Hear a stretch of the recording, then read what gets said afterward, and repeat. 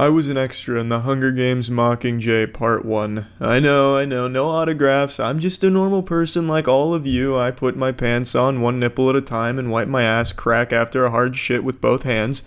But I figured I'd go into detail about this. I've talked about it on the official podcast a little bit, but I've never really dove into what it meant to be the world's most spit-on extra. When it comes to being a useless extra in a movie, I'm the cream of the crop. I'm the cream supreme. Does that mean that I'm the best actor in the entire world of acting? I like to think so, but on paper, no, absolutely fucking not. So this story starts like every other good story, every other fairy tale. I had just drained my nuts at a hard jerk-off session, and that's not a joke because I genuinely did jerk off. And in that like brief 5 or 10 minutes of just pure euphoria where you feel like you know everything in the universe, like you see the strings that hold it all together, I decided, you know what? I want to pursue some acting. So like every 21st century man, I turned to Google and I was looking up open casting calls and found one for Hunger Games Mockingjay Part 1. It was in Atlanta, and they wanted headshots and full body shots shirtless. I didn't really know how to do this because I didn't have either of those, and I didn't really want to ask my friends because Tinder wasn't exactly around at that time, so I couldn't just play it off as, hey bro, I'm just trying to slay some punani out here, take these cool shirtless pics of me, let me flex real hard real quick. So I didn't want to ask my friends for anything like that, so I thought it'd be significantly less weird to ask my dad to do it. So my dad was snapping some cool shirtless pictures of me like every good father and son relationship, but what I didn't think of at the time is my dad's 6'5", he's tall as shit, and I'm 5'6", I'm short as shit, and he was taking them at regular eye level, so he was looking down on me, which made me look even shorter than I am, so I looked like a fucking action figure in these photographs. They ended up choosing me to play an extra, and when I went to the fitting, they had a hard time actually getting me anything because they had already banked on me being 4'1".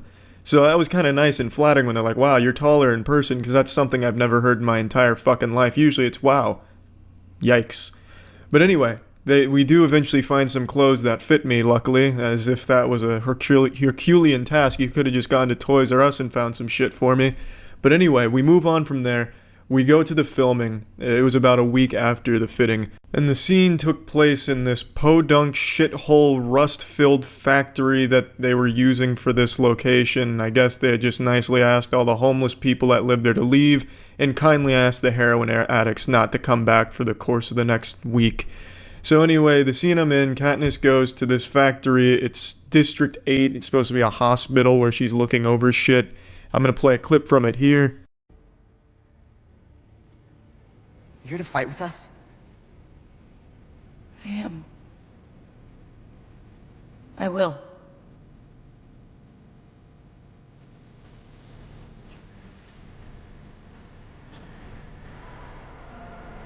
Here I played just a helping hand, some goofy goober who had no clue what he was doing but was supposed to be caring for a burn victim. They gave me a slight line to read. I guess it wasn't supposed to be like a SAG type line, SAG being Screen Actors Guild, where you need 3 lines to automatically enter it, so it doesn't really count, unfortunately, and it never would have even if it did make the fucking final cut, which it didn't. I will never forgive them. Boycott Hunger Games because they took out my part. But anyway, my line was somewhere along the lines of, this girl needs help, she's burned, yikes, oh shit, it's a burn, I don't know what I'm doing, I am not a doctor, it's a burn, help, basically just crying for help. That didn't make the final cut, and neither did a lot of other people's lines. There's an elderly man next to me that had a line. You can actually see him in the final cut here. But anyway, I was on a mission to solidify a spot in the final cut of this movie, so I was doing everything necessary, no holds barred. If I had to start rimming people, I'd start rimming them. If I had to start flipping tables and wet willying bitches, I was gonna do it. I was getting into this fucking movie's final cut, no matter what. So what I would do is I would chase around the action in my designated area. So the elderly man that had lines, I would keep scooting closer to him in between takes that way I'd be there. They didn't use his line, so that slapped me right in my fucking face, unfortunately. I also really goofed around probably too hard. I would be like screaming kind of loud because they're like, be chaotic, be wild. And I was just like, fuck, oh shit, fuck sometimes. And obviously that didn't make the final cut. I thought there'd be a slim chance of that though, maybe in the background like an Easter egg. But I didn't put too much real estate in that. I didn't expect that to make it. But what I did attempt and really thought would make it to the final cut is when this kid right here, the kid who says, are you here to fight, are you going to fight with this Katniss? I was originally positioned where this one girl's head is poking out. That was supposed to be me. But my plan was, I knew this kid was going to be in the movie no matter what, because he's an actual actor. They paid him to do these lines. So my plan was to sit up as straight as possible, as erect as I've ever been in my life. The world's most perfect posture. So that way my head would be at like his titty level. So every time they'd have his lines going, you would see me. You'd have to see me. Unless they were going to fucking pixelate me like a UFO documentary, you were going to see me. But what they ended up doing is they told me to switch with the person they ended up putting there, which is this person that's poking their head out, all very cautiously, just trying to avoid it. I was trying to get in it, they're trying to stay out of it. They changed me because I was blocking their shot. I was too intrusive, so they ended up putting me a little more ahead. That's not to say I didn't make the final cut, though. It was, at the end of the day, a mission successful. If you pause the movie right here, you can see my arm doing the, is it the, I don't remember, one of these, or whatever the fuck the symbol is for Hunger Games. But yeah, you can see me poking it out there. And yeah, that was my extra role in the Hunger Games Mockingjay, and I probably ruined a little bit of that scene. Not by design, but I was out for number one. I was going to be the world's most impressive extra on this movie. Unfortunately, they outsmarted me. But I do honestly kind of feel like maybe I did ruin a couple of the scenes that were supposed to be in there, because like I said, there was a lot more lines, but I'd keep fucking scooting closer to them, and I guess they probably didn't like me being in every single line, which honestly I can totally understand, and that's not something that crossed my mind. I never thought that I would maybe potentially ruin someone else's line by just being there, but I can totally see how that could have happened. So if you did have a line in this movie that didn't make it and you suspect it's because I kept photobombing the shit out of it, that's on me, and I'm sorry about that.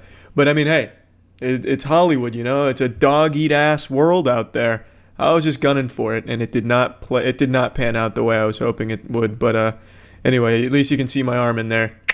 That's it. See ya. In the wacky world of acting, there's quite a few different categories actors fall in, like B-list actors, for example, very strong performers, but typically find themselves entering into either pornography or very abstract indie movies that are only understood by people on the verge of an overdose. You have your A-list performers, which is your headliners, the ones that will absolutely put asses in seats just because their name's attached to it, such as Leonardo DiCaprio, The Rock, Brad Pitt, the kind of actors where people will go out of their way to see every single one of their movies. Even if the movie sucks shit, they'll convince themselves it was great just because that A-list actor was in it. And then above A-list, there exists another higher level of actor. This is the S-tier, S-list actors, which is composed of only two people, Brendan Fraser and myself. So what makes us S-tier actors, S-listers? It's when we enter into a movie, we elevate it beyond just simple cinema. When Brendan Fraser or Charles White is on screen, we take it from just a simple movie for entertainment to a thought-provoking, philosophical challenging of the audience's perception of reality. You'll go into Brendan Fraser or Charles White film an atheist, and you'll leave a Scientologist. It just becomes a life-altering experience just because of Brendan Fraser or Charles White's presence on screen. Now, I'm happy to announce I'm coming out of retirement, baby. Yes, I said no to Ryan Reynolds begging to be in his Free Guy movie, and I wasn't entirely truthful as to why. It was because I was too busy lending my expertise to another film called Last of the Grads. And I'd like to share the trailer with you all right now. Now, keep in mind, I am not the leading role in this film. I'm not the protagonist. I'm not the front man. I do have a sizable chunk, and I would say I am the glue that holds the movie together, much like the Hunger Games Mockingjay Part 1. But I didn't want the leading role in the film, even though I believe I could have done a tremendous performance portraying an 18-year-old high school girl. I just decided I want to ease back into this acting business. I don't need to go in with my nutsack and cock in the water. So instead, I'm playing an officer who has a sizable chunk of screen time, and I'd like to share the trailer with you all right now. Last day. Last day, everybody. We made it. All those hours, all those days. Come on. Come on, last day. Oh. See anything you like? Rumor has it Steve Clayton walked you home from school today. Who told you that? I have my sources. Is it true? Yes, it's true. I do not believe this. Tell me everything. There's not much to tell. I mean, he came up to me and walked with me and we talked. Emma, Yes? are you going to the lock-in tonight? Oh shit. The Coast to Coast Killer just put out another message. Oh, this again. Wait, listen. The message says, call me Mutt. To burn inside. Find the keys, find the prize. A house by the sea, it's all in the eyes. Can you believe this, freak? I really don't think those kids should be alone in high school. What do you want to do? Shut it down? The lock-in's been a Shelby tradition for nearly 50 years. It's all these kids have to look forward to. You really want to screw with that over your eyes?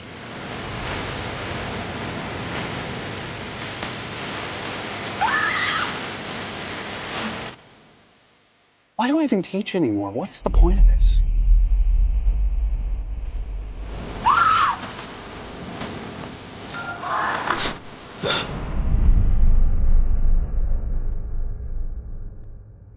What the fuck happened to you, Greg? You cry when it rains. You cry when it doesn't rain. You cry when you're dreaming. You cry when you're awake. Shit.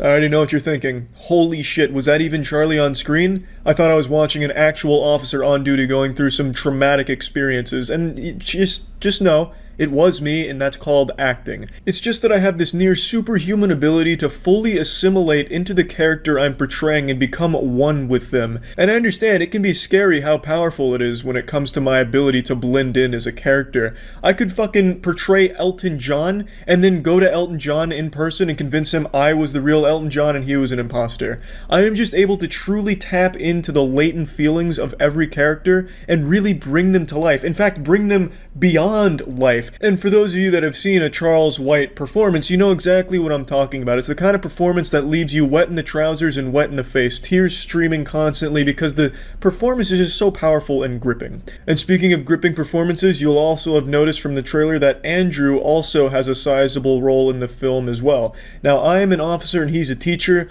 We don't mingle together. We don't have a scene where we're making out or anything like that, so I don't want to get expectations too high for a romance between Andrew and I in the film, but we do both inhabit the same cinematic universe here.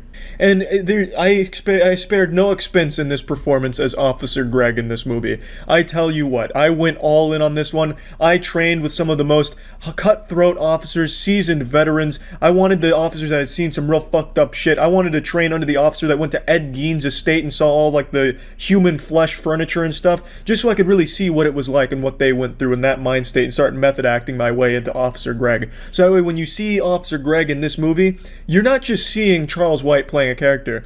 You're seeing fucking Officer Greg in some traumatic moments. You can really feel it, is what I'm saying. You can fucking smell it through the performance, honestly. It truly just exudes excellence. So I just wanted to share all of this with you because I always get super fucking excited about things like this. So yeah, I'm in this upcoming horror movie here where I play Officer Greg, and I really do think I elevate this movie to the next level. This could be a Sundance winner. This could be an Oscar-winning performance from me as Officer Greg. Like, there's so much potential. I was just super happy to be a part of this because it was a lot of fun. And I'm not going to spoil anything, but just expect Officer Greg to get real rowdy in this movie. Officer Greg is a loose cannon who doesn't take shit from anybody. And he may or may not be one of the coolest characters to ever enter into the horror scene. When it comes to horror, you have your staples. You know, you got Freddy Krueger, Leatherface, Mike Myers, Neil Breen, Tommy Wiseau, and soon you'll have Officer Greg. I mean, I tell you what, Officer Greg, he's a fucking great character, and I really think I was able to bring him to life.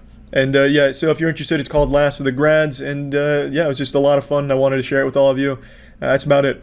So yeah. Today I did something that I was pretty sure I wasn't going to enjoy. And I think taking these kind of risks is important for growth, where you step outside of your comfort zone and try something new, even if you're convinced you're not going to like it. I did that today. I cannonballed into the swimming pool of yuckiness and did something rather foul. Now, this isn't anything huge. It's not like I was some kind of brave, courageous warrior that really put it all on the line today to try something new. I didn't go hog wild and wacky like sticking my dick in a gas station glory hole or anything. I watched a show that I was very sure I was probably going to dislike. I asked myself, how bad could Netflix's lowest rated original be? And that show is The Witcher Blood Origin. Right now it has a 32% on Rotten Tomatoes with a 13% audience score. It was also lower in the critics side. It used to be down to like 16%, but then I guess some glowing reviews came scooting in there, maybe even paid reviews, I have no idea. And it's not like I really put a whole lot of stock into Rotten Tomatoes scores, by the way. Rotten Tomatoes gives Big Mouth a 100% every single season except for one. And Big Mouth is the worst thing humanity's created since the Brazen Bull torture device. I swear, watching Big Mouth is up there with being waterboarded. It's just a cruel and unusual punishment, and yet it gets rewarded every season on Rotten Tomatoes with a perfect score. It's mind-blowing. But now I'm getting off in a tangent. The point is, I don't put a whole lot of faith in Rotten Tomatoes as like a reviewing source, but The Witcher Blood Origin has been shit on across the board from everyone, and I wanted to see just how bad it was, because I wrote this off immediately, as did everyone else, because it proudly disregards the source material that it's supposed to be borrowing from. It uses the Witcher IP, and then wipes its ass with it.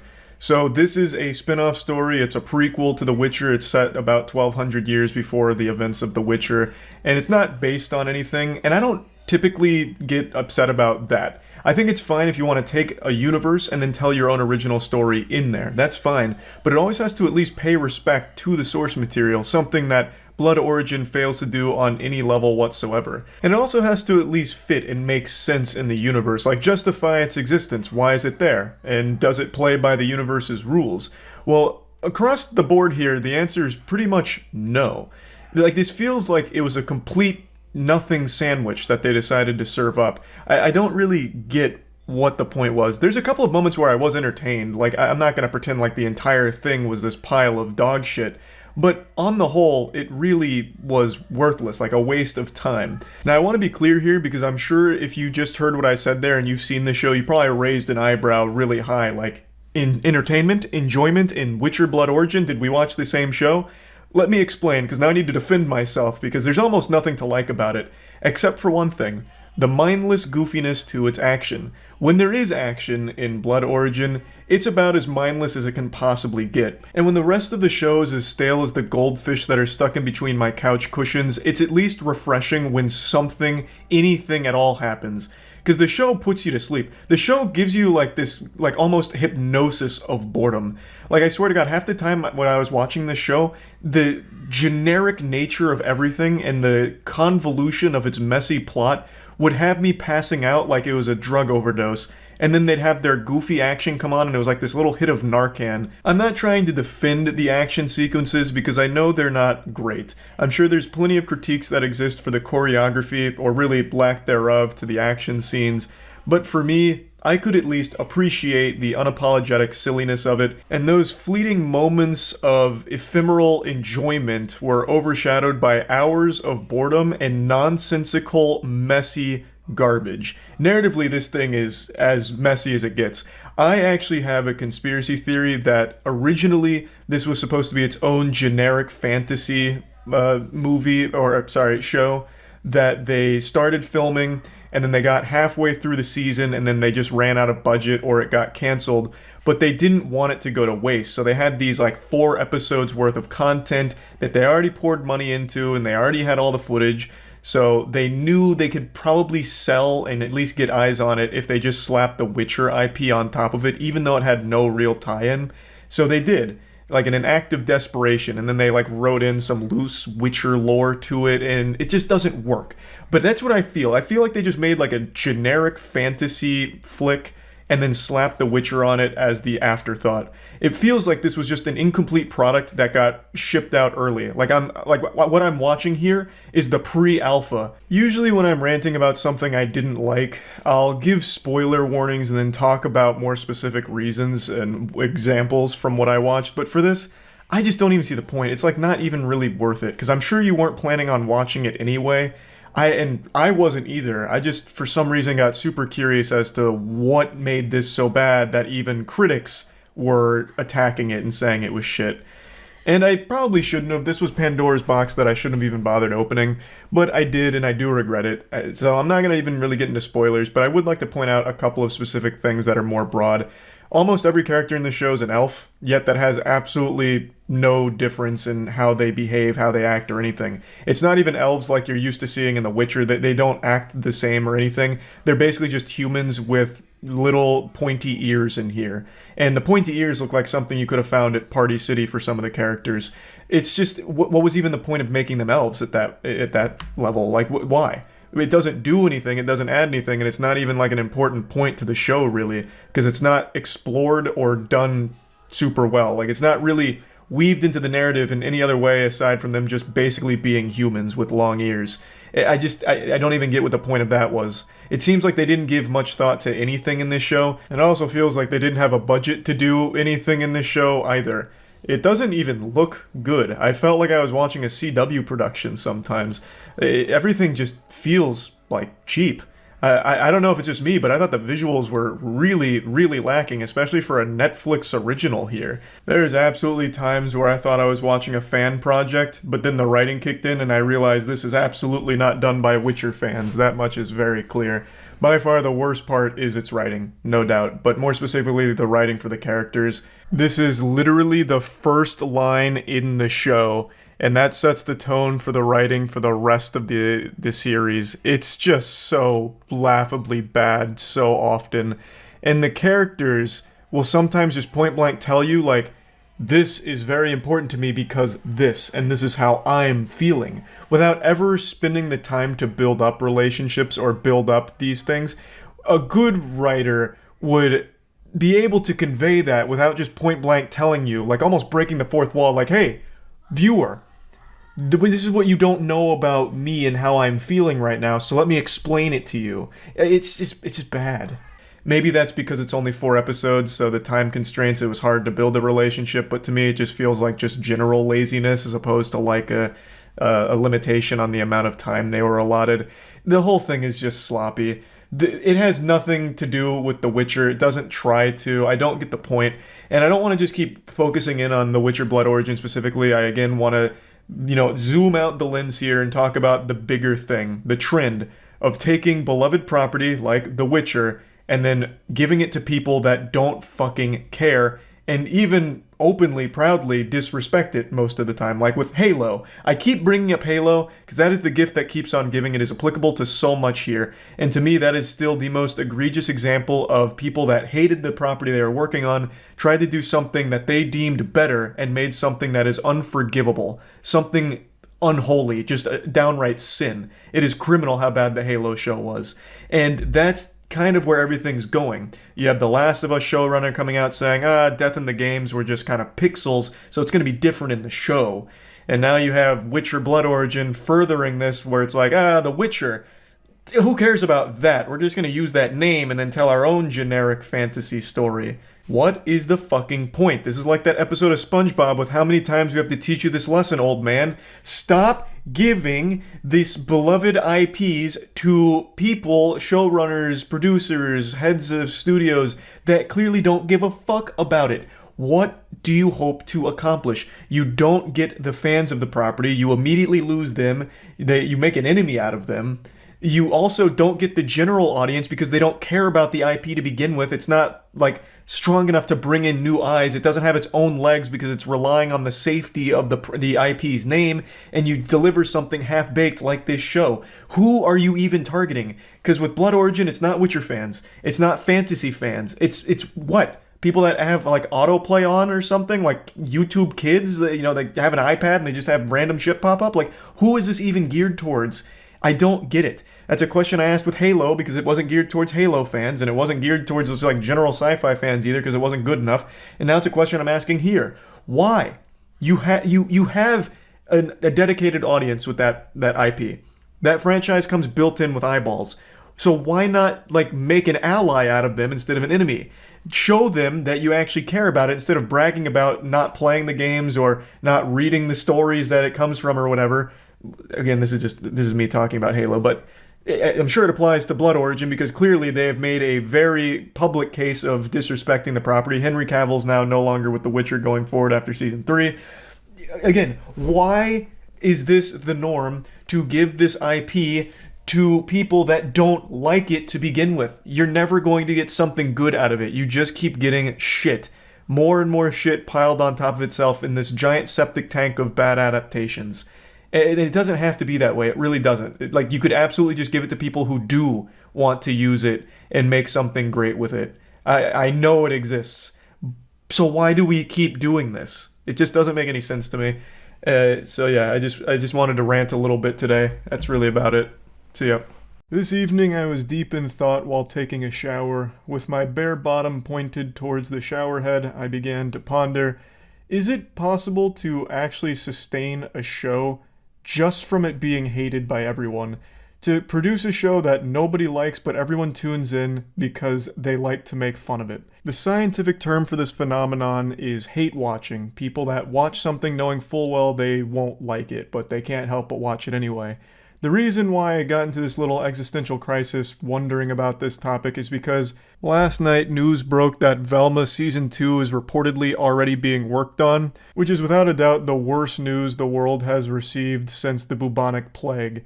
Velma is a show that's unanimously hated by every single person on this planet with a pulse. So the question begs to be asked, why would they even consider making a Season 2? Even critics hate this show. So who is this for? No one wants it. Is it truly so popular from hate watching that they can justify another season just to continue rage baiting? It's an interesting conundrum, and I've seen it being discussed on Twitter. I believe the big tweet about it says something to the effect of, you hate watched, but you still watched, and that's all that matters to the suits. And I think there's a lot of truth to that statement. We've known for a long time journalism actually thrives off rage-baiting articles. I'm pretty sure GameSpot is kept afloat entirely from their dog shit movie and TV show reviews because they come up with the most contrarian and most baffling reviews I've ever seen. For those that don't know, GameSpot gave Resident Evil the Netflix show a 9 out of 10 and the Halo show an 8 out of 10. There is no dimension in this fucking multiverse where that makes any sense. If you spit in my face and kicked me in my nutsack and then showed me these GameSpot reviews, I would be more offended by the reviews than your disrespect to my sack in my face. It's just unreal to think that these are real articles that got published. And it's not just these two, but these are by far the most egregious examples that I can think of off the top of my head. And this concept of profiting off anger extends to everything in the journalism field. There are so many articles written with the sole purpose, it seems, to incite controversy and spark hatred. Because when you get upset, you're clicking the articles, which I guess is good for their bottom line.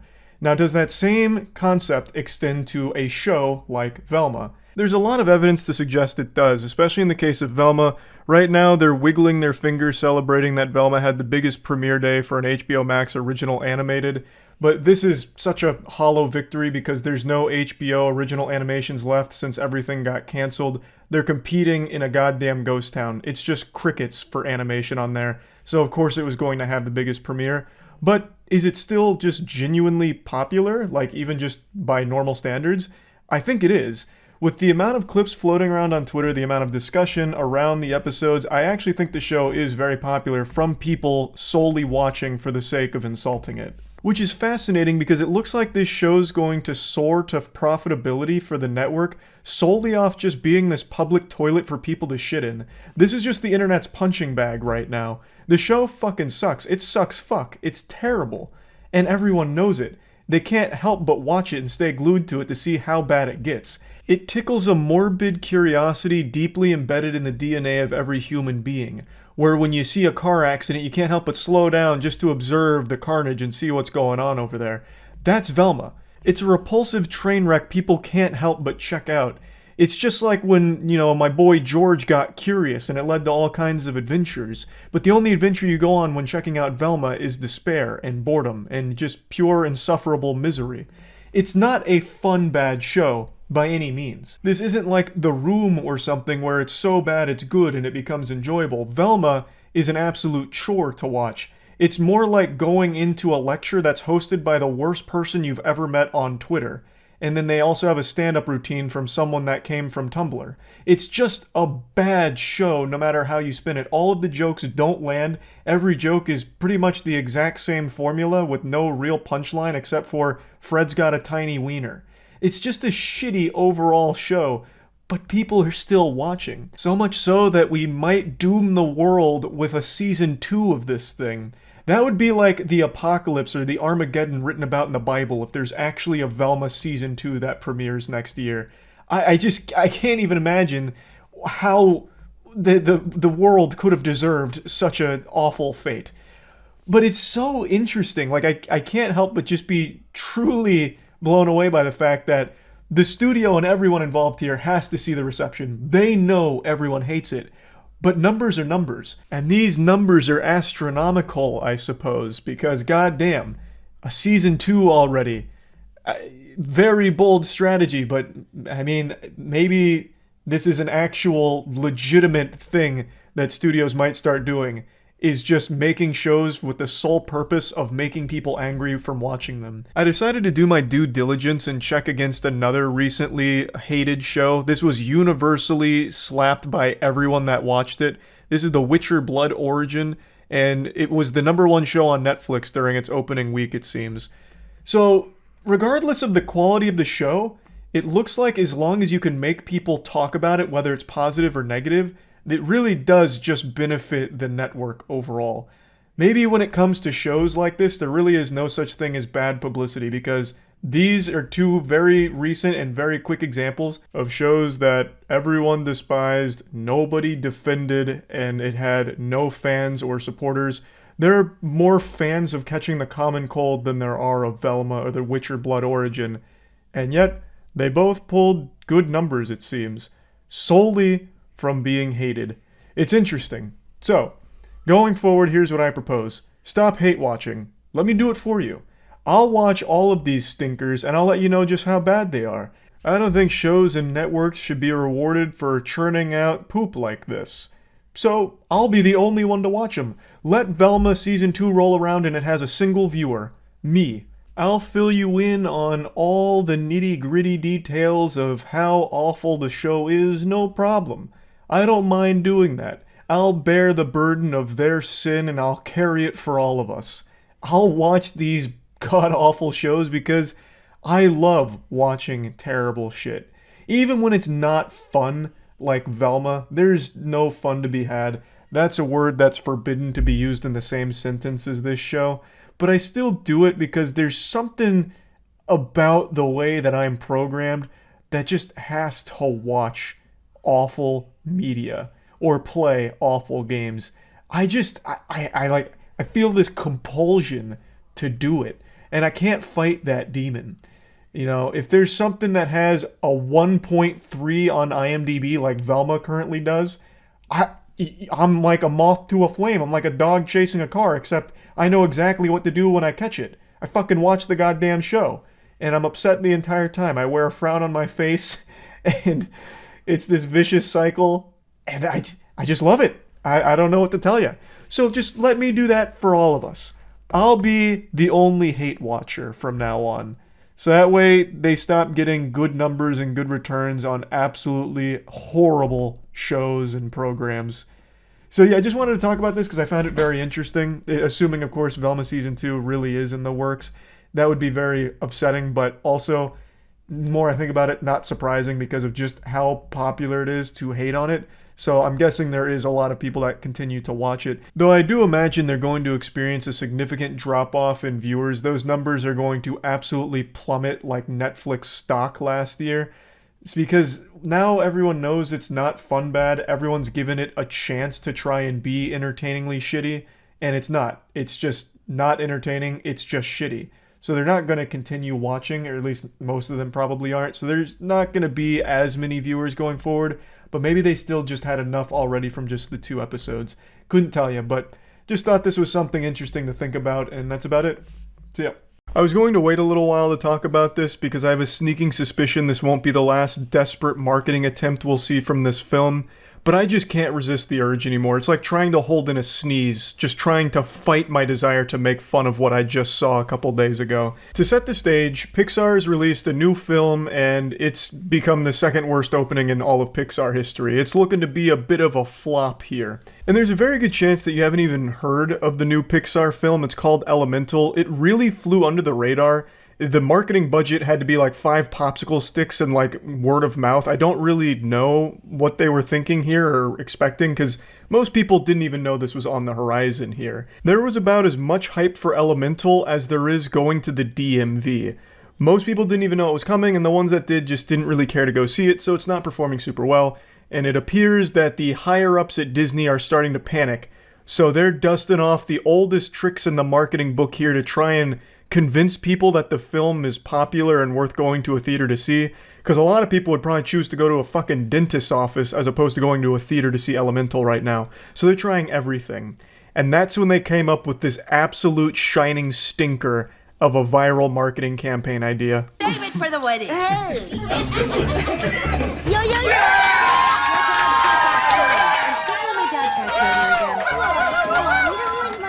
Before finishing the clip, I just have to call this out immediately. This is a legitimate post from the official Pixar Elemental Twitter post saying, #Claude's got the whole theater rooting for him. Check him out in Elemental. And this is like supposed to be one of those POV things in a theater where sometimes you'll see a viral video during a big moment in a movie where someone gets their phone out to film the audience reaction, like, you know, here's how the audience responded to Tony Stark coming back from the dead, and the crowd's going crazy like, whoa, yeah, Tony's back, wee! And it's supposed to like capture that moment. That's what they tried here with this film. This is supposed to be like authentic, like look at how hyped the crowd got to see Claude from Elemental. Which makes no fucking sense, because this film is brand new. It doesn't tie into anything. No one would know who the fuck Claude is going into this film. And yet, for some reason, we're supposed to believe that the entire audience just blew up. Like, this sounds like they just watched their home team win the Super Bowl. All just because they got to bear witness to Claude popping out of some pot? It just doesn't make any sense, but I love how they try to pass it off like, man, look at how everyone loves Claude. They can't get enough of Claude. Look at him go crazy. And then it's just like stock cheering sound effects you can find on like any royalty-free database for stock sounds ever. It's beautiful. Like, this reminds me of that Morbius clip where someone made a fake Morbius voiceover from the theater where they were filming the screen, and then he says, "It's Morbin time," and the crowd goes like, yeah, yeah! And since barely anyone had seen that film since it was such a box office disaster, a lot of people actually believed that that line was in the movie. Even to this day, they still think that that clip that went viral is real, and he actually says, "It's Morbin time." I mean, sorry to ruin Christmas for you, that's actually not there. That was just made as a joke, where it's supposed to be like, look at how great Morbius is, more billion fans all over the place, the biggest franchise of all time, and that was just supposed to be like a joke, like cheering thing for that line. That's not real. But Disney's taking that energy and trying to use it as an actual marketing arm for this film because it's floundering so hard in the box office. So let me just play the rest of it real quick before we go back to talking about it. Anyway, June Bloom is coming, and you just got to be my date. Cause check it out. I'm all grown up. And I smell good. What in tarnation? That's such an abrupt chaos ending there. That reminds me of like a scene out of a disaster movie, like a Roland Emmerich film in like 2012 when an entire city blows up and everyone's screaming all at once before they all die. That is just like almost haunting. But anyway, yeah. The crowd's apparently going fucking nuts for Claude here. And I love that they even have like the stock baby giggle sound effect, like they pulled out all of the stops. This couldn't have taken more than 15 seconds to make, and it actually might have just been made by one of the higher-ups' child during like study hall at middle school. They're actually using it. They're legitimately trying to pass this off as a real thing and marketing for the film. I fucking love the caption, "The theater when Claude finally shows up in Elemental." Nobody knows who Claude is. Why would they be sitting there waiting on bated breath, counting down the seconds for the moment that Claude finally graces them with his presence? This is a complete new property, a new character they've never seen before. Why would they blow a gasket in excitement for it? This isn't like a moment in a beloved franchise or like a cameo fan service moment, you know, like Across the Spider-Verse where people will point at the screen and be like, "Oh, holy shit! That's Spider-Man Turbo X5 from that 2008 obscure fanfic Tumblr moment. They listen to us! Ah!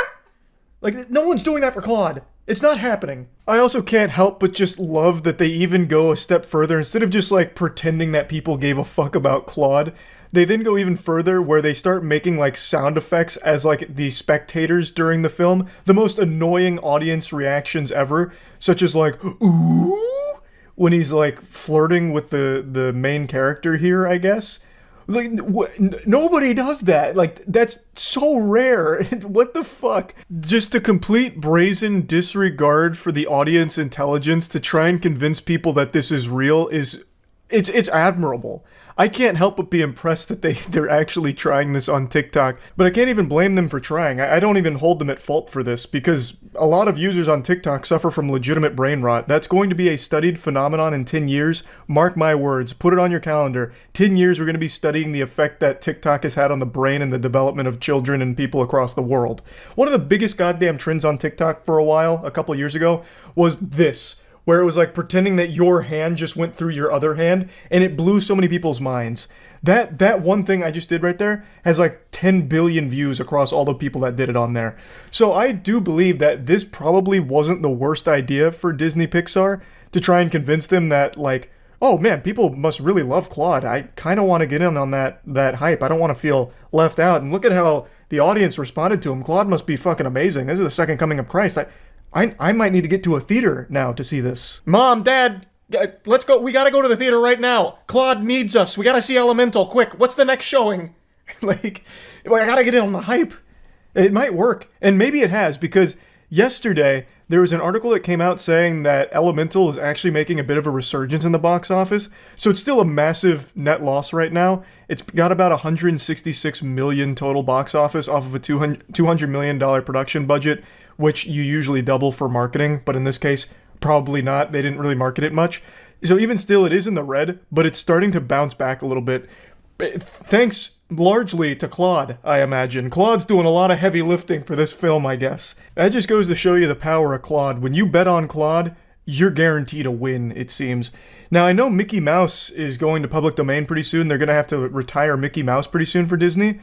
Maybe they'll just pick Claude as the next, like, actual Disney mascot. Like, the face of Disney might be Claude within the next couple of years. So I'm seeing a lot of potential with the character. We can clearly see how much people love Claude.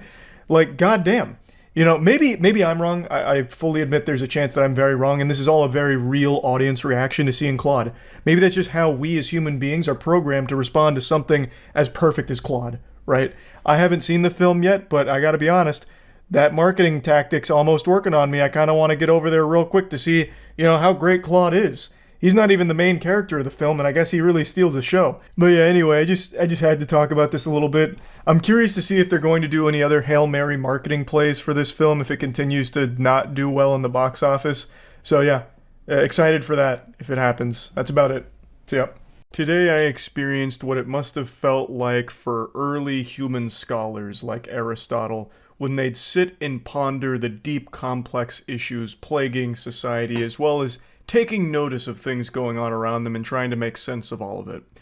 And today, my philosophical thought experiment was, why is every single new movie that's coming out flopping? With the exception of Spider-Man Across the Spider-Verse, most new movies that are coming out over the last few months are setting new records for how dog shit they're performing in the box office. These bad boys are flopping harder than LeBron James against the Denver Nuggets in the playoffs. It's getting rough. And I just read this headline here about a movie I didn't even know existed being DreamWorks' lowest opening for anything they've ever made, called Ruby Gillman Teenage Kraken. It brought in just $5.2 million so far on opening weekend. And this is a $70 million budget, and that doesn't account for any of the marketing costs. So this is looking like a historic bomb here. And this isn't alone. Elemental is still in theaters and is not performing well. It was Pixar's second lowest opening ever, I believe. Like, what's going on here? It was a question that I wanted an answer to, so I got deep into exploring the inner machinations of my mind in order to get an answer. I was nearly ready to draw a bath and really get after it, really exercise my noodle. And following this thought line to its natural conclusion, you reach two questions. Are movies just getting worse, which is why people don't really care to go see them? Or do people just not really have an interest in going to a movie theater anymore? Pretty much everything we do in our day-to-day lives has become extremely convenient, whether it's ordering food or just general entertainment. You can watch pretty much every show and movie from the comfort of your own home. And you don't have to pay individually for each movie you want to see because eventually they hit streaming platforms that you have a subscription to. So, going to a movie theater is inconvenient. You have to drive to the theater. It's also expensive because the ticket prices just keep increasing exponentially. And God have mercy on your soul if you get a little appetite or a little thirsty and decide to buy something from the concession stand, because then you're out another $50 buster, because that shit is outrageously priced. It is downright criminal how expensive things are at a movie theater. I went to see a movie today. I saw the new Indiana Jones. I'll get to that in a moment, but it's what put this discussion top of mind for me. And I bought a water bottle. And not only did they have the gall, the fucking chutzpah, to sell me a Dasani water bottle, but they charged me $8 for the Dasani water bottle. That is sewage. Dasani is literally sewage in a bottle, and I paid $8 for the sludge. I really would have rather paid $8 for each employee there to spit into a cup and I'd drink that. Not only would it taste better than Dasani, but I'd feel less scammed.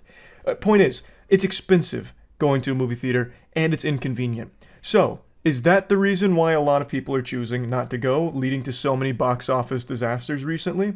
It's a lot of questions that I've been looking at answers for the last few hours since coming back from the movie. And I wanted to just kind of talk about it because I find it so interesting. So let's dive into the first question. Are movies just getting worse? And is that the reason why people aren't bothering to go? Because it's not worth their time to see it?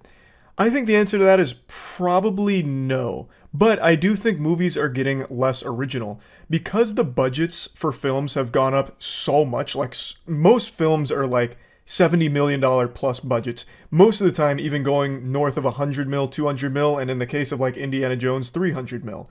These are, and it's an outrageous amount of clams in order to produce a modern blockbuster. So when you're gambling with that amount of money on a movie, most of the higher-ups like to make sure that it's the safest possible investment they can make with it. So they choose to either make sequels or reboots or remakes, something that they know has a built-in core audience. So that's why you see most of what hits theaters these days is kind of derivative of other properties or just straight up a sequel. And I think that leads to a lot of people feeling like they've just kind of already been through this song and dance before. You're not getting a ton of unique experiences from huge blockbusters anymore. And I think that does play a role in it, but I don't think that necessarily means the movies themselves are worse. They're just so much safer. They just play everything super safe and by the book. Now, that's of course not talking about every movie that hits theaters. There's still a lot of companies that are doing lower budget productions that are far more creative and original. Of course, things like A24 and production houses like that. But on the whole, most of the big blockbusters are very generic, and it's food that you've had before. You're basically just getting junk food that you know isn't exactly like the best thing there is, but it's still good enough for a lot of people, and it has been that way for a long time. But I feel like at this point, people are just losing that sweet tooth. They don't really care to just keep seeing the same shit over and over again. Like superhero movies. Superhero movies, even the worst ones, used to still turn a massive profit. It was an infinite money glitch for a while, but now it's been patched. Superhero films aren't guaranteed to make you money. Case in point, The Flash. The Flash came out, and it had a crazy marketing campaign behind it. They had all kinds of celebrities singing its praises, celebrities that you would think would hate it. Like Stephen King was going crazy about it, talking about how good it was. Tom Cruise really loved it, saying, you know, this is a certified semen siphoner. It's gonna make you nut, trust me. Kojima just posted a tweet talking about how great it was. Just so many celebrities talking about it being great, which I still believe was some kind of like paid marketing campaign that they haven't disclosed. I still find it so hard to believe after seeing the movie that all of these celebrities lost their fucking mind over it. Like, it's a fine film, but nothing that I think really changed the whole landscape. But they were talking about it like it reinvented the whole superhero genre. And it still bombed in the box office. Now, of course, there are other factors at play, like Ezra Miller and the crime spree Ezra Miller went on that went completely unpunished. There are certain things like that at play with The Flash, but I still think even if that wasn't the case, the movie probably wouldn't have been a glowing success then either. I think there is legitimately superhero fatigue because most people are assuming that they've already seen all of this kind of shit before, so probably aren't going to bother going through the inconvenience and the extreme cost of driving to a theater, paying for the tickets, when instead they could just wait for it to conveniently drop on their favorite streaming platform and watch it from home without spending a fucking dime, really, aside from the subscription cost. And to extend this a bit deeper for today's experience, like I mentioned, I saw Indiana Jones and the Dial of Destiny. It's the 5th entry into the Indiana Jones franchise. I actually saw it with my parents. This is the first movie we've seen together since the Avengers movie, the first one, back in like 2012. So we decided to go to the theater and see it together because we all really like Indiana Jones. And it turns out the film is really struggling a bit with a $60 million debut. Now, this isn't exactly like a hard turbo flop or anything, but it's opening to less than what Kingdom of the Crystal Skull opened to back in 2008. And for a lot of people, that movie is considered a legitimate abomination in the Indiana Jones franchise, so I think there is a chance that people just wrote off the franchise after that one and maybe didn't even bother giving this a chance. I'm really not sure. But yeah, the movie is not performing nearly as well as they expected it to, despite the film's budget being like $300 million, which doesn't even account for the marketing costs, at least according to the numbers I'm seeing online. So this is a movie that needed to generate huge buzz, tons of doubloons, in order to turn any semblance of a profit, and it's not looking likely at the moment. So after watching the film, I'll give you like a little pseudo moist meter here. It's a fine movie. I don't think it's very good, but I don't think it's bad either. Like, I wouldn't say that this is an example of a movie that's so shitty that people probably just wouldn't bother going to a theater to see it. It's one of those movies where it doesn't really try to do anything interesting. It plays it very, very safe. You go there, you'll be entertained for the runtime, but it's not something that you'll really remember on the drive home. It's something that's easily forgotten. There's nothing wrong with it. I think there's a lot of goofy moments in it that don't make a whole lot of sense, as well as a couple of plot holes, but I'm not here to do a spoiler review for this.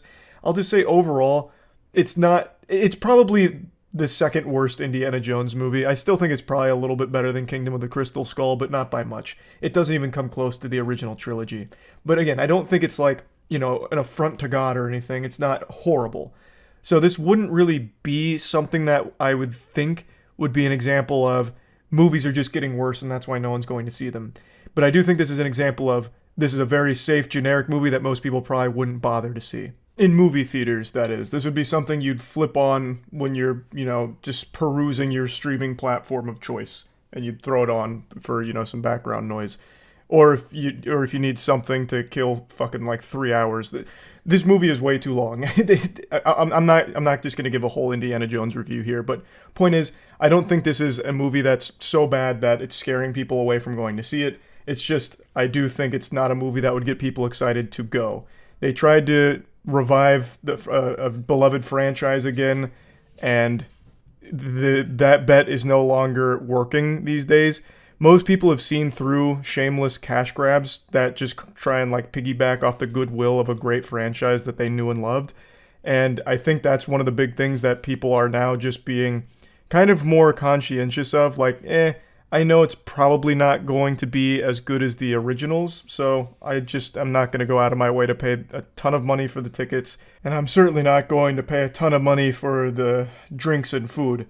Because I swear to God, with the prices the way they are, you'd have to choose between paying for a bottle of Dasani or paying for a handful of rare earth minerals. Like, there's going to be like the same cost of a diamond at some point for a fucking bottle of Dasani at a movie theater.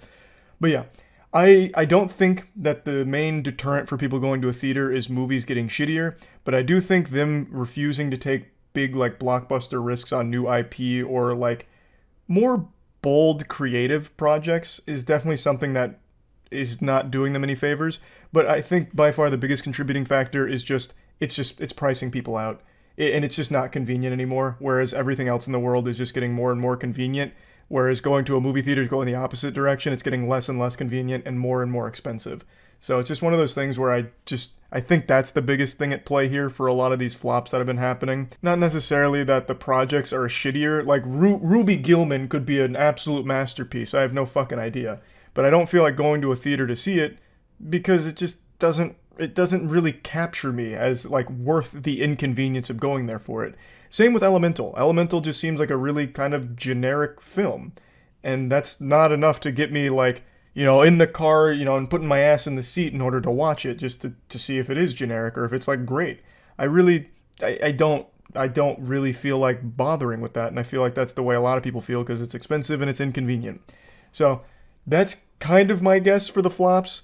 Just something I was thinking about today watching Indiana Jones and learning that it was not doing super hot in the box office, and I thought for sure Indiana Jones was going to be a shoo-in for profit, but clearly not. I think the age of being able to just kind of phone it in for movies and blockbusters and being able to make, tons of money off of very lazy writing or very generic storytelling and productions, I think that age is kind of behind us now. I think in order to stand out in the box office, it's being proven recently that you need a very strong, good movie. Like Spider-Man Across the Spider-Verse. That film is absolutely exploding. Another good example is Puss in Boots 2. Like, I think now we're entering an age where people are only going to go to a theater if it really seems like something special that will be worth their time and they'll get a great experience out of it. As opposed to how it used to be where people just kind of go to a theater to see anything, even if it looked kind of generic, because, they were in malls and everyone was out and about, like in malls and shit. So, I'll check out the newest superhero film just because it's there, and it'll probably just be, some mindless entertainment for a little while. And it wasn't that expensive back then compared to now.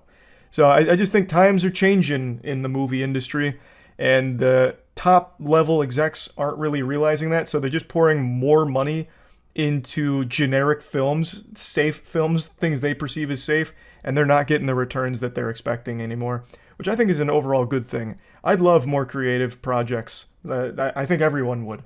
So yeah, I just wanted to talk about that a little bit. That's it. So yeah. There's an expression, don't put all your eggs in one basket, and it's meant to impart some wisdom upon you where if you just put everything into one area and it doesn't work out, your goose is cooked. So it's better not to just go all in on one thing, but instead have it spread out a little bit just for the sake of safety. But I want to tell you the story about what happens when you do put all of your eggs into one basket and you win. You catch a huge W. And this basket's name is Claude. About a month ago, I made a video covering one of the most desperate marketing plays I've ever seen from a major studio. Pixar released a desperate Hail Mary to try and drum up public interest in seeing their new film, Elemental. Elemental had a really rough opening box office performance. It was kind of a disastrous first quarter here for the movie. It was looking like it was going to be a colossal flop because there was just really no hype and no one was really getting excited enough to go actually see the film. So it was looking rough. It was looking like me in a tall person contest. It was bad. It was hard to look at. And in their moment of weakness, they turned to the dark side. TikTok turbo cringe. To try and appeal to the Zoomers, they hatched a nefarious scheme. Yo, yo, yo!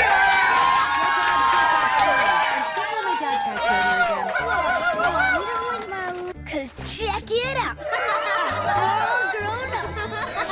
And I smell good. This was an official post on their Twitter account as well. The caption said, Claude's got the whole theater rooting for him or something like that. So Claude was more revered and cheered for than Jesus Christ himself if he was resurrected again. Everyone was losing their mind over Claude in a fucking fantasy dimension, not reality. Very clearly, this is all fake, but it's such an interestingly delusional idea because this is a brand new film, brand new character, and this is their first time ever seeing Claude. Claude is a minor character in this movie. Like, no one had ever heard of him before. Why the fuck would the theater be cheering for him like they had just witnessed their home team win the fucking Super Bowl? Now, obviously, most of that cacophony of chaos is composed of stock cheering sound effects, but there is actually some original property in there as well from people that must have been called in to just make a lot of noise. They went to the Elemental intern staff and said, look, if you guys want to keep this job, we're gonna need you to pop a fucking blood vessel in your neck cheering for our character Claude for this viral video we're trying to make. Jesus Christ, we need you now. So they just reluctantly kicked their feet and said, oh my god, whatever. Oh, Claude! Ah, Claude! Ooh-wee! And then it's like, alright, print it. And now we'll shake the camera around a little bit because our cameraman's also losing his fucking mind like he's getting thrown into a washing machine. It's like footage out of the Cloverfield movie. So that was the marketing campaign push they tried to make with Claude. Claude became the spearhead for the salvation operation of Elemental. And you know what's crazy? It worked. I just read the most recent report on Elemental's performance. It is the second highest grossing animated film of 2023, just behind Super Mario Bros. And above Across the Spider-Verse. That's right. It fucking out-earned Across the Spider-Verse. It just goes to show you, never underestimate Claude. Like, I guess that's the takeaway here. Claude is some kind of Cronenberg-esque deity demon of success. Like, somehow they were able to snatch victory from the jaws of defeat thanks to an extremely strong international performance in the box office, especially in South Korea. Apparently it fucking crushed it there. And it was able to turn around what was destined, fated to be a flop, and turned it into a financial success. Wild. Absolutely incomprehensible. I thought this was for sure kaput. I didn't think this stood a chance. I thought it flatlined. They must have called Doctor Strange and got him on the horn and said, look, we need you to look into the multiverse and tell us which one has us making a profit off of this film. And he found the only multiverse solution. Claude. That was the answer. I'm gonna be honest, I'm starting to suspect foul play. Something smells fishy here. This movie fell between the butt cheeks. No one was going to see it. And then they somehow pushed Claude really hard with, like, marketing such as this, like POV Claude actually lobotomizing an entire auditorium because they lost their mind looking at him. And somehow it worked? Like, I just refuse to believe Claude wields that kind of power.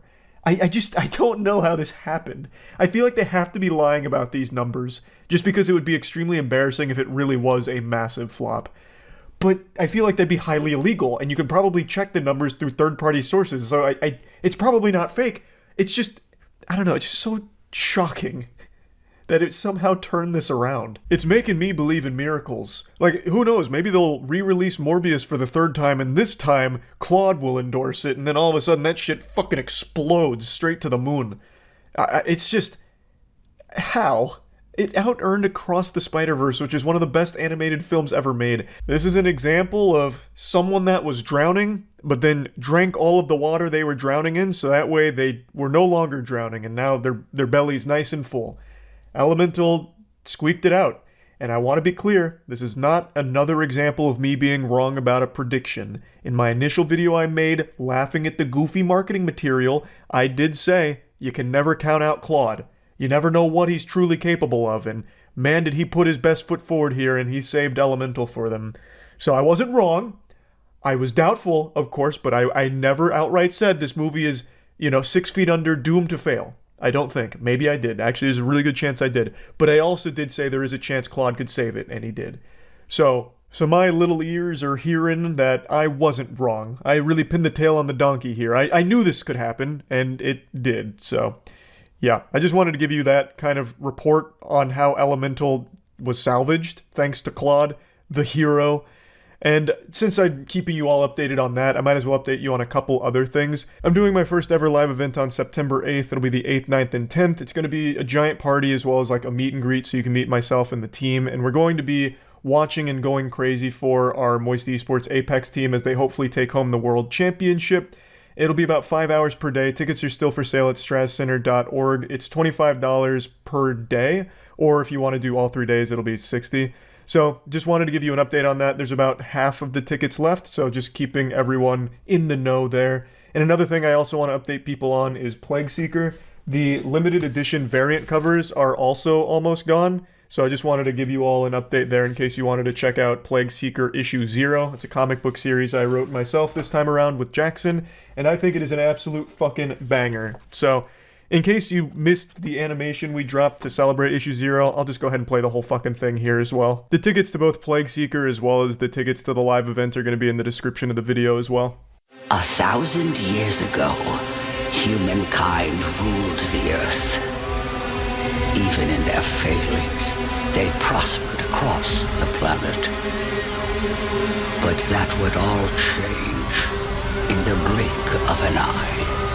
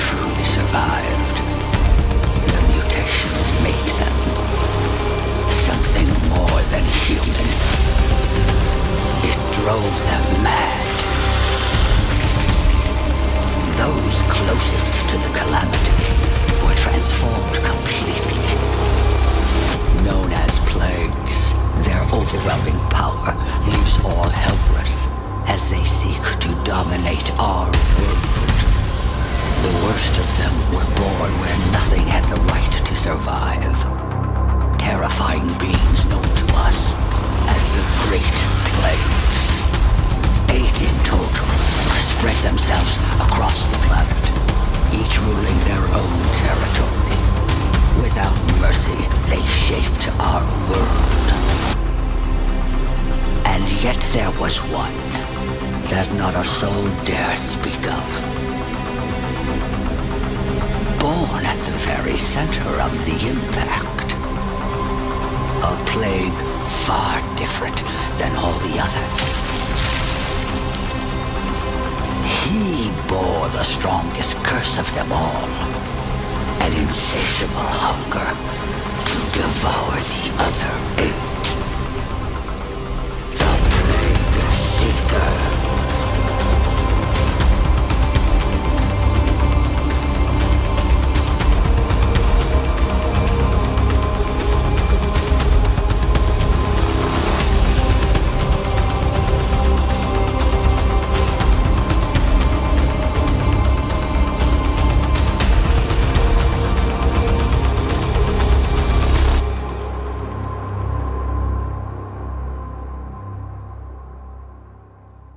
Avatar: The Last Airbender is one of the most cherished cartoons ever made. It's an absolute masterpiece.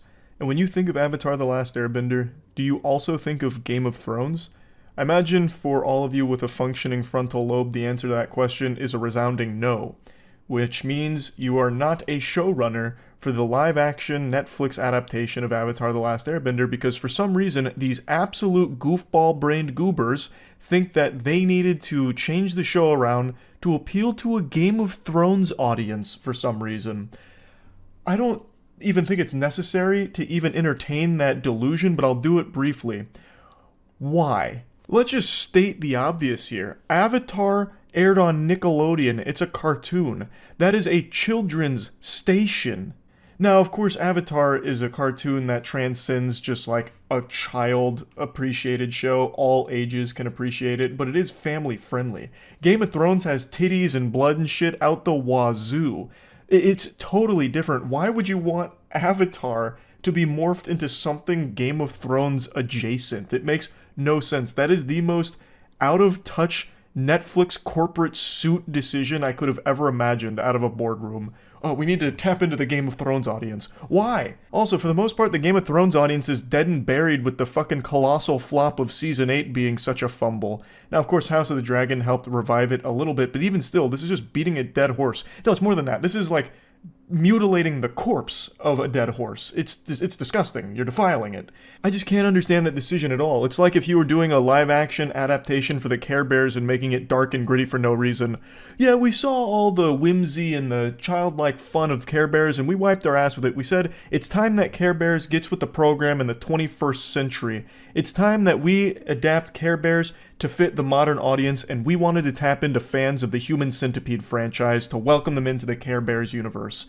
Just, what are you doing? What are you doing? Now, I already made a video talking about, like, the first trailer that dropped for the Avatar series, and like I said, visually, I think it looks pretty good, and I had somewhat of an optimistic outlook on it, but I had to mention that I was still very skeptical because the creators of Avatar walked away from this Netflix adaptation quite a while ago, stating creative differences. So the actual creators that put together this masterpiece left it because they didn't like the direction it was going.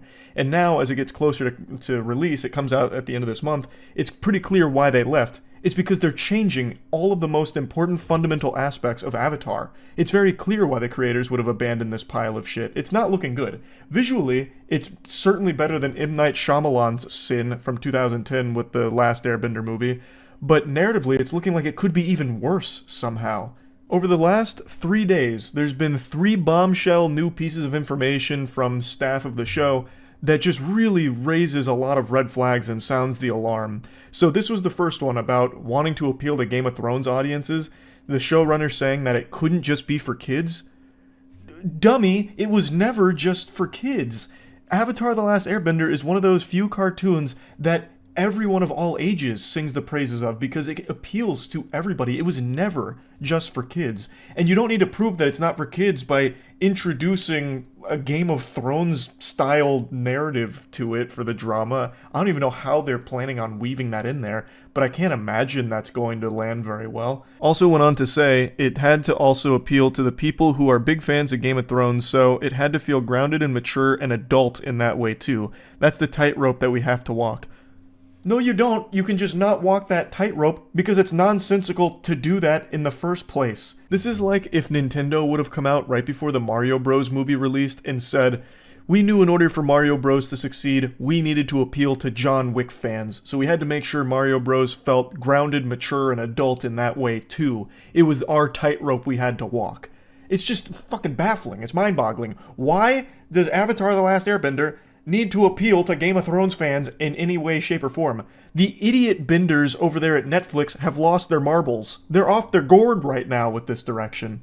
And this is only one of 3 big alarming things they've said. The biggest one is by far their decision to completely change one of Sokka's main character arcs that he goes through in the show. Apparently they're toning down Sokka's sexism in the show, stating, I feel like we also took out the element of how sexist Sokka was. I feel like there were a lot of moments in the original show that were iffy. He is a flawed character, that's the whole point. I don't know why studios are so afraid of flawed characters now, where every character needs to just be morally perfect off rip, so then they're extraordinarily uninteresting and don't really have any character development. The whole point was, Sokka started off very flawed, and he goes through this development where he learns, oh, women can be badass warriors too, it's not just men. It's a huge component of his character and his growth. That is one of the main things that he first goes through, and apparently they've just wiped their ass with that. Now, they didn't say that they've entirely removed it, they've said they've toned it down, of course no telling how much, but still, why do that? Why have that play a backseat when in the show that was pivotal to his character growth and development? I also find it comical that this aims to be more mature and adult, seemingly wanting to appeal to Game of Thrones fans, and yet they're watering down the elements of the original children's program because they believe adults are too fragile to handle it. That's just so laughable to me. Kids could handle it back then, but times are different now. We need to make sure that the adults are coddled as much as possible. It's gotta be Weenie Hut Jr. and super sterile. But we also have to make sure it appeals to Game of Thrones fans. And once again, this begs the question I've asked a million times when it comes to this shit. Why are you adapting this in the first place? What is the point of your live-action adaptation if you're going to change the most fundamental elements of what you're taking from? You immediately alienate the fans, and you're not bringing in any new fans from doing it. You just stand to lose. It's a lose-lose situation all around, like we saw with Halo Season 1. Now, Season 2 does appear to be going a different direction. Maybe they've learned from the mistakes. We'll see. But this is once again falling into the same fucking mistakes of why are you adapting something that you don't even seem to like or get in the first place, with further evidence from their most recent statement saying that Aang will no longer be, going on any side quests or taking any detours. He's just going to be all business all the time, which runs counter to one of Aang's big character traits, that he just wants to be a kid, that he wants to have a childhood. In fact, the whole thing starts with him running away from his responsibilities. He never wanted to be the Avatar, and he wanted to just be a kid. But in this show, I guess that's not going to exist. He's just always going to be all business all the time. And they have to know that. They're making the conscious decision to just fuck everything because they believe they can do it better.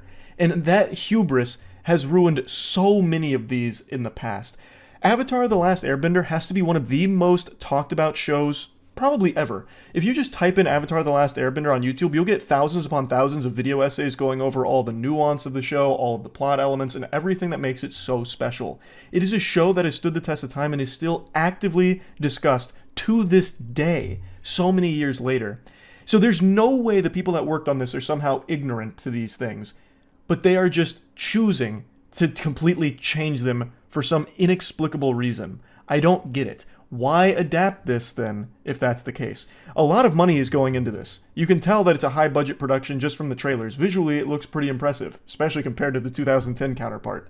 So why waste all that money? You could have just done a more faithful adaptation, and I've always said I don't really see a point in adapting something one-to-one. I do believe you need to take creative liberties, but not when it comes down to the most fundamental elements of what makes that property special in the first place. You can interject your own style and your own creativity into that universe while still keeping the DNA of it intact.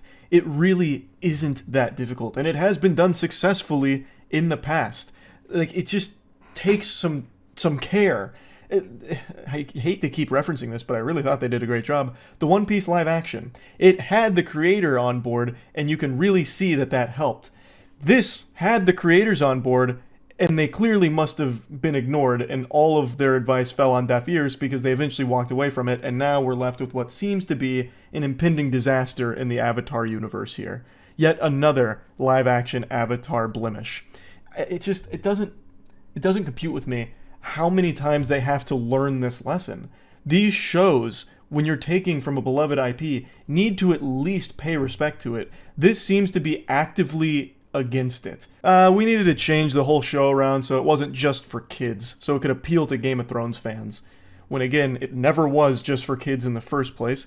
We had to change Sokka pretty substantially here because the whole sexism thing, it just wasn't sitting right with us. It was very iffy. Even though that was extremely important for him as part of his character growth. It's not like they used his sexism for like jokes or to put people down or belittle women or anything. It was never used for like shock or anything.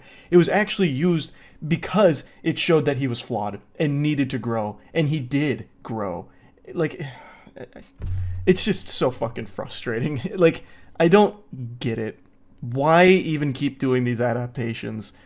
So yeah, I'm not optimistic about this show. I guess we'll see. Maybe it surprises me and everyone else and it comes out and it's a banger. I just don't have any hope for that being the case anymore because of every interview they do just making it sound more and more dog shitty. That's really about it.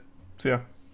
Hey, earlier today I uploaded a video about piracy that was mainly just a rant about my position on this blossoming debate that's unfolding every day about piracy, as well as me talking about the nincompoops at Nintendo shutting down one of the most popular emulators, Yuzu. And it was just this very passionate rant. So passionate, in fact, that some of you may have noticed something a bit awry. In the intro of that video, I said there was 2 topics I wanted to discuss, and only one of them was piracy. Just like Parmesan and a bowl of spaghetti and meatballs, I got too lost in the sauce and I only talked about piracy in that video. I completely omitted the second half of what I wanted to discuss, and it wasn't until after the video went live that I had that eureka, come to Jesus moment.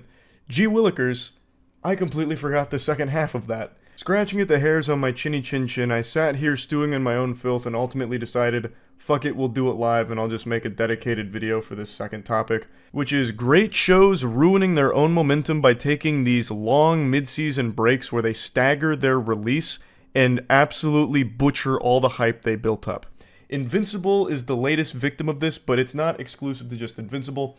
As all of you know, I'm a huge fan of this show. I thought the first season was a damn near masterpiece. And Season 2, Part 1, I really liked.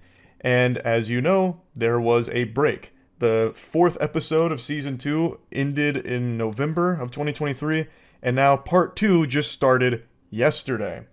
So there's this long gap in between that where all of the hype just peters out like a little wet fart and people forget about it because things don't stay in the public consciousness for very long. And when you end it in the middle of something, people usually don't let it like hang there for that long. So many people didn't even know that the second part was rolling around, which includes me. I didn't know until I saw a couple people I follow on Twitter mention that they were surprised it's back because they forgot. It just doesn't make sense, this trend of stopping in the middle of shit.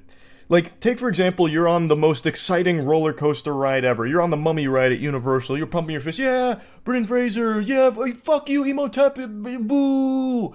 And then in the middle of the ride, it just stops. It breaks down. You're having a great time. It stops. And then you just have to wait for it to get back on track and you finish the ride. And it just doesn't feel as satisfying because it's been broken up now. So when I first read about the hiatus that Season 2 was going to be taking, I didn't mind that much because I thought it was some kind of production necessity where something went wrong along the way and they had to take the break. And I think that's excusable in that circumstance, but that's apparently not the case. Robert Kirkman gave a pretentious goober answer for the hiatus, saying fans will need time to process what happened when it's all said and done, which I think is ridiculous. You think people have just been sitting here processing it for the last fucking 5 months? Absolutely not. People forgot about it because it didn't finish, and a lot of people don't even know that it's back. So he said it's a little bit of a production process just because ramping things up is taking a lot longer than they thought, but also this is something we've done with every season of The Walking Dead, which is not a great thing to pull from since the majority of people dropped The Walking Dead along the way. It's a show that very much overstayed its welcome for the majority of the audience, and if there's any lesson you're ever going to learn from The Walking Dead, it's to do things differently than The Walking Dead did it, because it's an example of falling off and being a victim of their own hubris by doing things poorly, by drawing things out, and by making the audience get tired of it. So he continues, I think narratively it's kind of cool to have that pause to digest what you've experienced. And when you see episode 4 of season 2, you may need a break. It's a big episode. It's definitely a mid-season finale kind of episode. And then he goes on, with everything going on in that time of year, Thanksgiving, Christmas, New Year's, and a lot of family time, I think a lot of shows get lost in the shuffle there, so I think it's a good time to take a pause, and narratively it's going to make things hit a little bit harder, and people will know what I'm talking about when the season launches. Put down the orb of confusion, Robert. That is not how reality works. It's not going to make anything hit harder, it takes the impact away from it, because now you've had all this buildup for nothing, and now there's 5 months of stagnation. This break does nothing but take the wind out of the sails, and you can see that by the response right now to part 2 dropping. The new episode is a banger, but there's a lot of people that don't even know the new episode is out because they've forgotten about it because of that break. It's just silly. And there's so many examples of this now because one of the most criminal release schedules ever was for JoJo's Bizarre Adventure Stone Ocean, which is part 6 of JoJo's Bizarre Adventure. This is a masterclass in how to completely ruin hype. So, Stone Ocean is beloved, and it's one I was really excited for. There was so much hype around it, and then it turns out they were breaking this up into 3 waves. So the first bit of drip feeding for the first part of Stone Ocean was in December of 2021, and people really enjoyed it, people were celebrating its release, but everyone was understandably disappointed that this wasn't the full package. They had to wait for the next part to roll around with no set release date. And then it turns out that second part doesn't even come around until September 1st of 2022, almost a year later. So that by that point, everyone's already forgotten about it. They've already completely moved on from it. So then there wasn't nearly as many people turning up to finish Stone Ocean. And I'm in that anime clubhouse here because at that point it just becomes homework where I need to rewatch the first part of Stone Ocean so I can experience the second part, which should have just been done together. Just wait until everything's complete, like content complete, and then just do it like a normal season. Like that's the sensible way of doing it, or since it's Netflix and they usually do the binge model, just drop it all at once so I can go at my own pace through it without needing to take this year-long break in there where I just fucking get all foggy on the details of things. And to add insult to injury, that second part that came out in September still wasn't the end. They had to come back for a third release of Stone Ocean in December of that year. So there was another gap. Luckily that wasn't as long, but still the damage had been done, and so many people had already dropped it by that point and didn't finish Stone Ocean. I imagine if I asked for a show of hands who appreciates a break in the middle of something they're enjoying, there'd be no hands that fly up. That doesn't make any fucking sense. Like, who's gonna be watching Invincible during like a crucial moment and be like, whoa, stop, pump the brakes, Buster, wait a minute. I'm gonna need a few months to process what's going on here. Stop, I'm having too much fun. Please, stop, I need it to stop for now. Oh, what a ride, what an adventure. I can't wait to finish this. 3 months down the line, 4 months down the line. That's the optimal way of experiencing it. It just ruins the fun. No one wants to be doing something, having a great time, smile on their face, just for it to stop in the middle of it before it finishes. Like, you're jerking off and you don't want to just stop before you come, right? Well, I mean, I guess you could if you're like really into edging, I guess, but that's a small number of people compared to like the grand scheme of masturbatory practices. The point I'm making is, like, if you're in the middle of something and enjoying it, having it stop before it's done isn't satisfying, it's underwhelming.